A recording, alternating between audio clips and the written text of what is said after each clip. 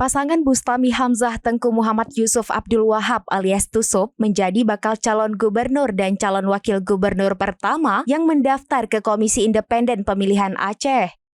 Rombongan Bustami Tusup tiba di kantor KIP Aceh sekitar pukul 11.20 waktu Indonesia bagian Barat pada Kamis 29 Agustus 2024.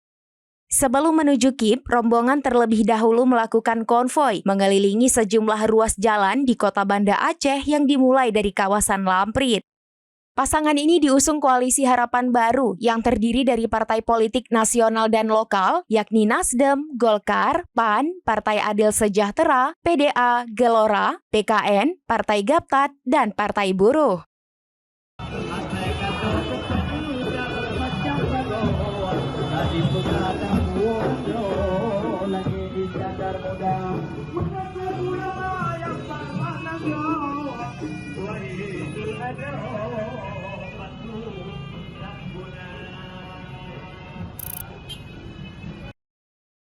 Download Tribun X sekarang, menghadirkan lokal menjadi Indonesia.